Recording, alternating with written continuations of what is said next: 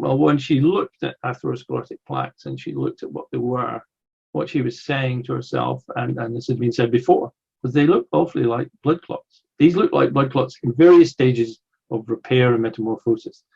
Because in the end, tissue repairs itself, and it looks nothing like what it did at the start.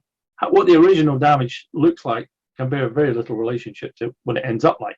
You can see what was in there. And if you go back to 1852, and a man called Karl von Rokitansky, he came up with it. He called it an incrustation hypothesis. He said when he looked at atherosclerotic plaques working in Vienna, they looked exactly like blood clots to him in various stages of repair.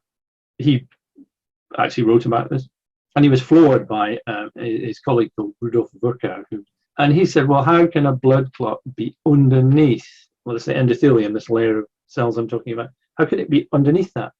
Because blood clots don't form inside tissue, they form in the blood. And Rokitansky had no answer to this at the time. Now, had he been born 140 years later, he would have known that actually the endothelial cells, this is where it comes to, the endothelial cells themselves, they line all your blood vessels, but where they cannot come from, you know, in your skin, if you scratch your skin, it will bleed, and then you'll get a clot.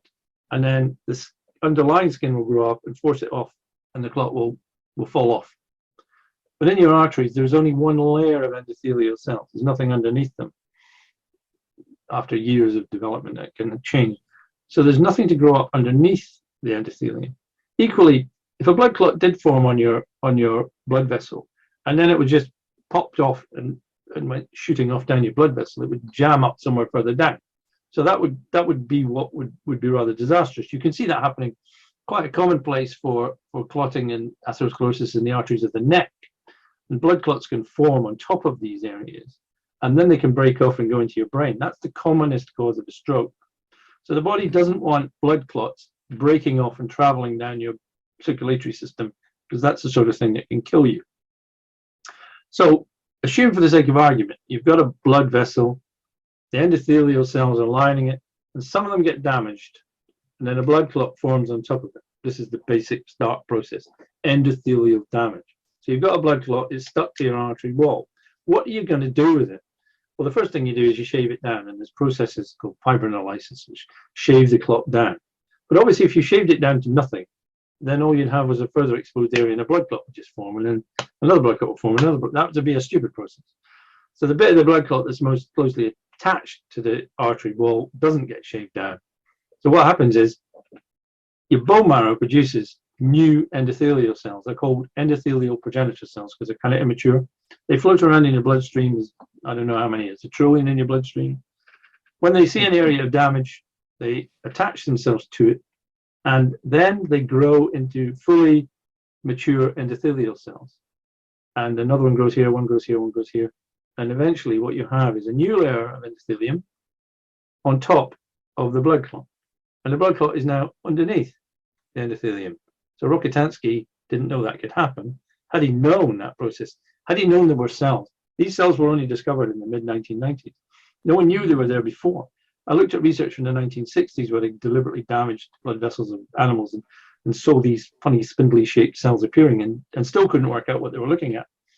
Anyway, that's what happens. So you then end up, you've got a little bit of a blood clot inside your blood vessel wall, and normally the repair systems would come and get rid of it and it would be gone.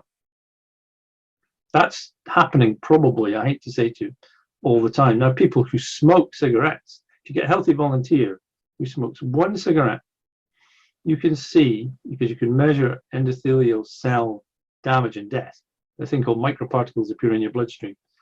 And you get a healthy volunteer to smoke one cigarette, and you can find millions of microparticles floating around in your bloodstream.